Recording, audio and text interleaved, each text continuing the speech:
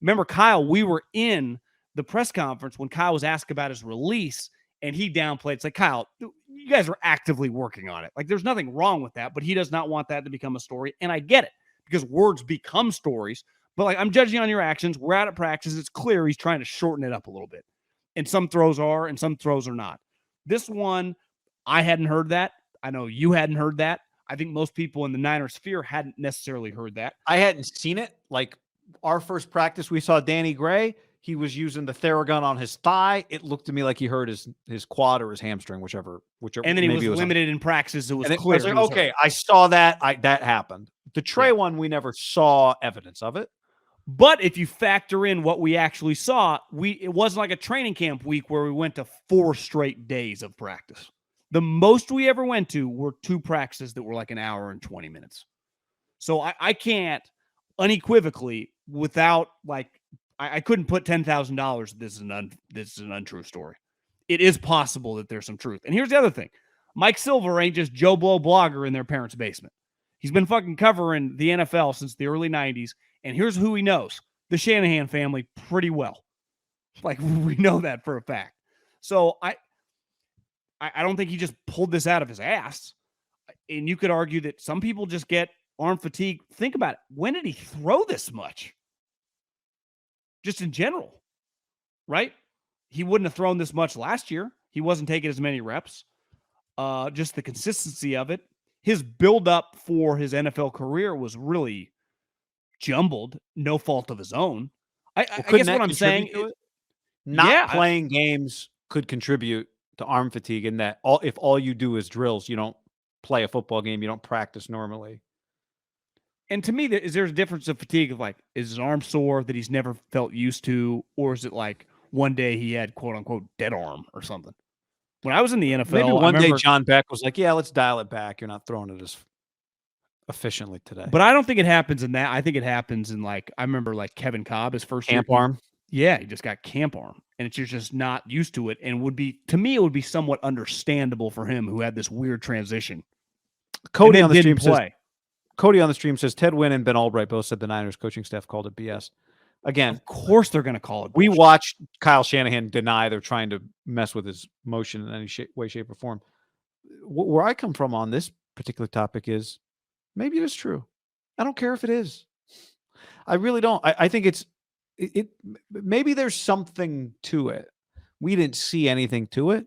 Maybe there is something to it. Okay, whatever. Like, I don't think Mike Silver's report was he has arm fatigue and they're concerned that it's because of structural issues in his shoulder. He said one time, I don't even want to get into what he said so much as I don't think it's really, if this turns out to be an important story, then 12 other things have gone wrong. Like, to me, this is well down the list of important things as it relates to Trey Lance. Yeah, it's gonna plague his entire career. If a statement like that, would be like, we need to investigate this thing. Because he needs Tommy John surgery, then I would be alarmed. Yeah. Ultimately, guy, we are July 11th. What's the next month? August, September. We're 2 months away from what's week 1, right? Like basically 10 days into the season. I think it's like the 10th or 11th. We're two months away, if I'm doing my math right. So the rubber's going to meet the road. You can go to the range. You can hit great golf shots. You eventually got to play. Like, he's eventually going to play. And to me, that's all these stories about him. It was awesome, for our business. But ultimately, it kind of, once the season started, it was about like the game and how Jimmy was playing, or when Trey played, how he played. How's this guy going to play? Like, to me, that's what's going to, we can start judging him really in practice once the live bullets are flying, even when he can't get sacked. And then obviously any preseason action, which who knows how much he's going to get. But week 1, who are they playing week 1? Tampa, New Orleans, Atlanta, Carolina. At the Bears. At the Bears. Like, then we'll see. I'd even argue that, I guess even before there, because here's the thing. In the OTAs, beside the mandatory minicamp, the media only has access to 1 practice. So we only got to see 1 practice a week. And then the 3 days, he only had 2 because he canceled the 1. Training camp, the rules are off. It's all open. So if, like, I would say this, if the second week of training camp, early August, Trey has to have an off day, that would be something that we would talk about, right? We're like, oh, there might be something here. But if he doesn't, then the fatigue, he battled through it, or it never existed. Who cares? It was annoying that he took in all the OTA practices we went to equal reps with everybody else. But could that be telling? Yeah, that's what I'm saying. So maybe that was something. Now, in OTAs, do starting quarterbacks get more reps? Aaron Rodgers wouldn't necessarily, but to me, a young quarterback starter should. Patrick Mahomes might. Yeah, I mean, Trey Lance should have been getting more reps than the other quarterbacks at the OTA practices we went to. In my opinion, that's how I structure my practices, John.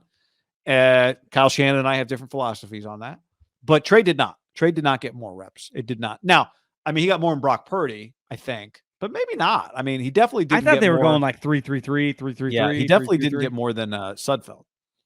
It wasn't like a 10-2 split. You know, that's what I know. Which is what I would have liked to have seen. Selfishly, maybe, but I also think there's a practical value to it. I just think it's quick when anything negative comes out, and they have done the positive PR spin as they should. Because why would you not? Well, you could control the narrative. Because once the season starts, there's no controlling the narrative. He either plays well or he doesn't. Right? You either win or you lose. That's just period, point blank, end of story. There's no like, well, we still yeah, you could still, but if he's throwing 3 interceptions a game, like people are going to think what they're going to think. That's why I do think this time of the year, things can kind of take on a life of their own.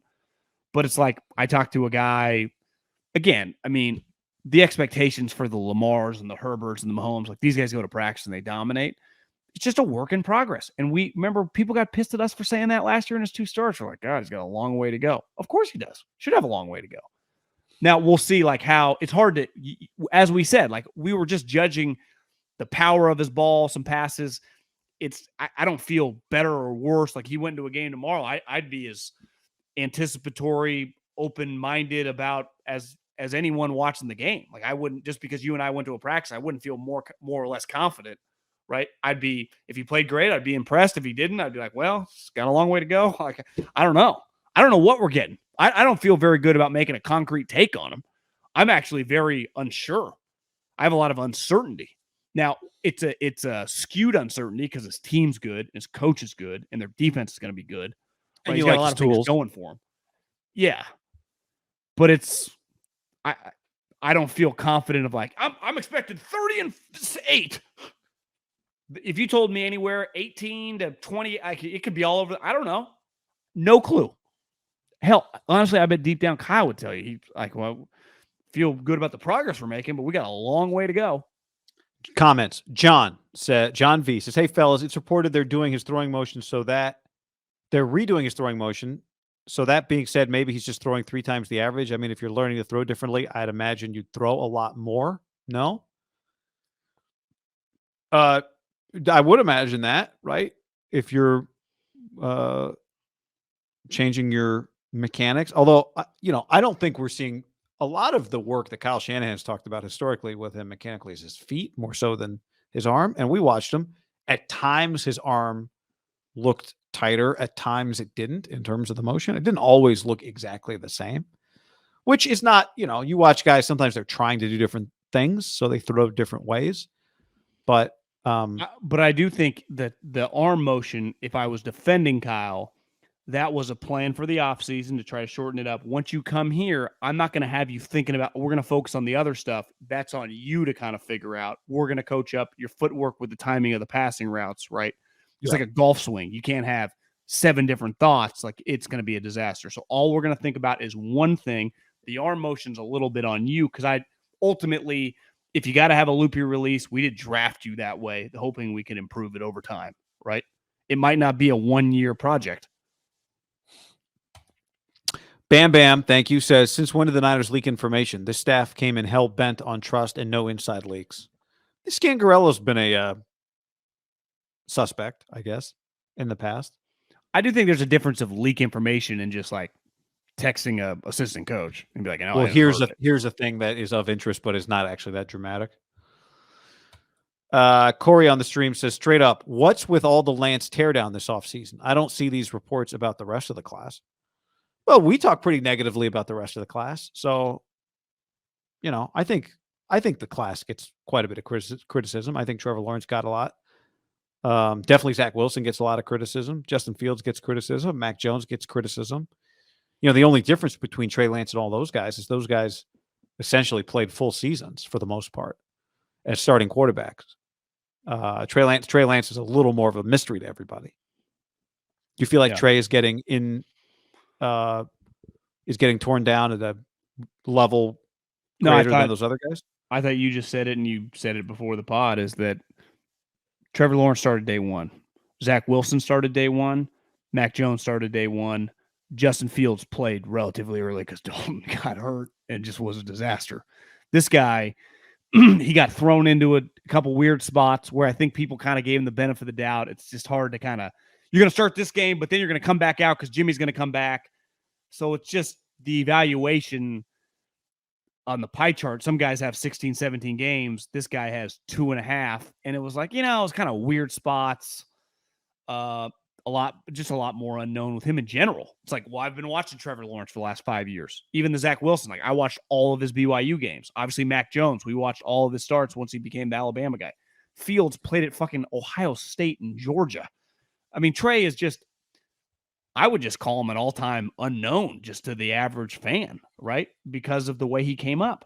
If Trey Lance had been UCLA's quarterback, let's say, even a team winning 6-7 games, but he was at UCLA, I think people would have a lot more. I remember watching him against Washington. I like a lot of what he brings to the table. He's going to be okay.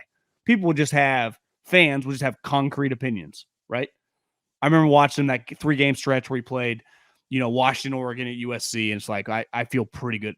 No one goes off anything. It's like, yeah, I mean, I remember going some YouTube and watching him run around against teams I have no clue who he's playing. It is his part of when you're the North Dakota State guy, it's just harder to have a concrete opinion.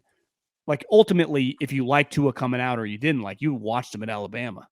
Like, man, I'll never forget him coming in beating Georgia. I still have faith. You're just unknown. Even if you're rooting for him, like, what are you really basing on? Just your hope as a fan that Kyle and John know what they're doing. Yeah. Not because you, watched all of his reps. And even if you did, you don't know any of the people he's playing. It's just so much easier to watch the Power 5 guys or even the non-Power 5 guys if you play at Fresno State or whatever, because you can at least watch him play the big-time teams. Yeah, and I think some of it's worse just based off the stats, right? So, a lot of people thought Josh Allen was crazy coming out because his stats were terrible. Not because everyone was watching Wyoming tape. His stats were awful in college, so this seems crazy. Then he played a lot right away, and it seemed a little less crazy. Immediately, it was clear, he's not a schmuck, right?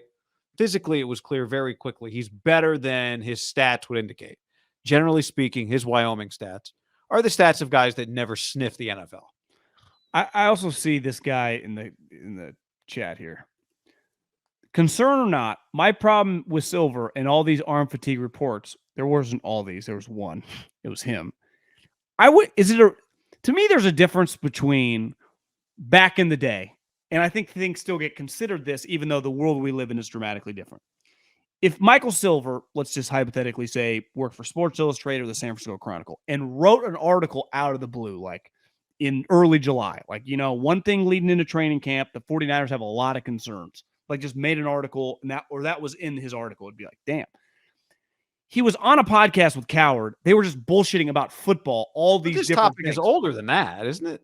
It's the first I'd heard of it, I feel like. No, arm fatigue? This thing has been going on forever. He just brought it up again. Arm fatigue that he had to miss practices and stuff? Just that Trey Lance has battled arm fatigue. This thing's been simmering for a year, it feels like. I feel like it's the first time. I don't know. So. Maybe then I'm not. I don't pay as much attention to the hypothetical stuff that I can't put. Maybe I just start blocking that shit out as we move forward. I think you might have even forgotten that it existed once upon a time. I did. And then when the Silver thing came up, I was like, why is this a thing again? Just because people talk. Sorry. Was this in last training camp? Did he get tired? Yeah. Okay. Yeah. But I think I guess part of the reason I block it out because he wasn't even the starters. I moved on. We just started playing the season, Part of your point is somebody here says didn't he hurt his finger though? Yeah, he hurt his finger. He definitely hurt his finger. A lot to of your injuries point, and fatigue. though, I mean, shit. like there is a difference between, and this is where a lot of things I think get blown out now, is the way you talk to somebody. You talk to a lot of people. You don't write letters every day, but you talk to people all the time, right? In the day, at once upon a time, people wrote letters. The thing you would put in a letter is very different than just the casual conversation you would have with a neighbor in your front yard when you talk for 5 minutes or whatever. And I think the stuff that got into print and gets into print, to your point, back in the day, was always double sourced, very specific. Now I think things get taken that way. Like we want them to be that way, and then we can repurpose them and regurgitate them and use them. So-and-so said this, so-and-so said that. But it's a much more casual conversation because there's just a lot of talking going on. We're all talking all of the time, podcasting, videos, tweeting. Like these things have a different standard than once upon a time Sports Illustrated did. Yeah. The newspaper did. There's just a different standard. And we're just chopping it up. A lot of this stuff to me qualifies as just chopping it up, and it's different than here's a report. We're just chopping it up, and those things carry a different amount of weight. And so all of this stuff, we want it to be a report because then we can all chop it up about that report. When the reality is we're just talking here. A lot of it. It's why the old school reporters hate us. Like I truly don't care whether you're factual or not. I make my money on giving opinions on reports. So the more reports, the better for me. It's why, I think a lot of the journos have always hated the radio guys, which are now the podcast guys, because ultimately, and I've always understood their hate for that. Well, because you went to journalism school, But you don't get. If my standard is I have to have it double sourced and I have to make sure it's a fact, and your standard is you can just say I've been hearing. It would piss me off if you act like your stuff is as legit as my stuff, right? I do wonder looking back. I mean, to me, there's a difference in like the Watergate report and like, do you think every single sports report in the 90s were like double sourced, or was there a lot of this? I'm sure there was a lot. I don't know, but the bottom line was you had a boss who could say, okay, that's good for print, or no, you don't have enough yet.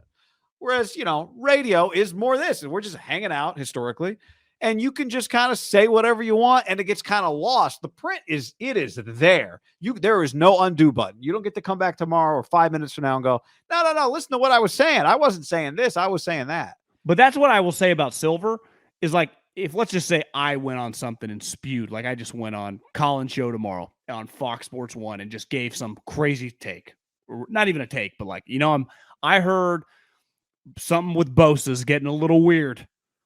It'd be like, that would be, who knows? It might go viral or whatever. Yeah. But I have zero equity of ever, I might have talked to one person that might have known, might not have known. Mike Silver has written reports and been a journalist for a long period of time. Now, I know he's kind of transitioned into the newer world, but like, it's always Stephen A's pushback. Like, hey, motherfuckers. I'm a reporter. I'm a reporter first and foremost. Like Mike Silver's like, hey, blogger.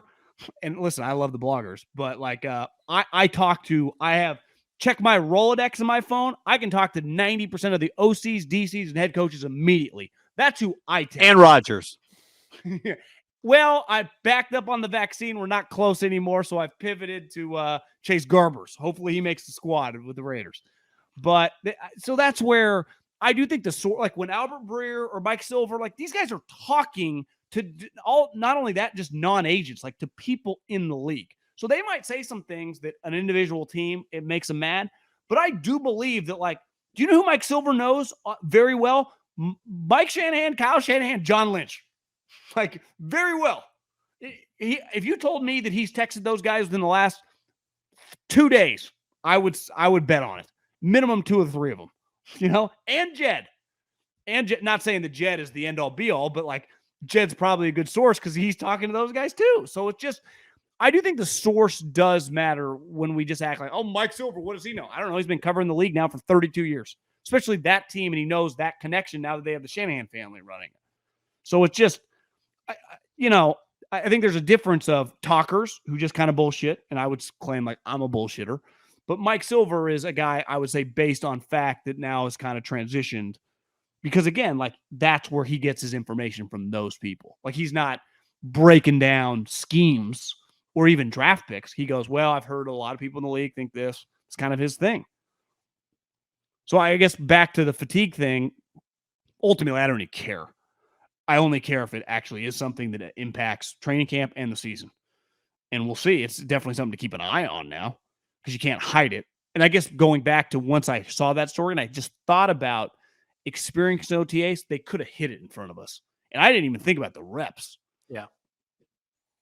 They could have. So- But also, you know, the OTA schedule that we witnessed was not, like you said, very strenuous. But it doesn't mean that an offseason, you know, a workout playing with your personal quarterback, that can be 2 times a day, right? Those workouts can So be think about very doing strenuous. that and then all of a sudden coming to the team. That's just a lot of, it could be like 3 straight months of kind of grinding with the arm, right? In the off season. When, you know, your season, he didn't take any first team reps. He kind of ran the scout team. By the way, guys, I think tend to get this time. They tend to get it. They don't get it in the season. Generally, you don't hear about quarterbacks' arms getting tired during the season. They don't throw that much.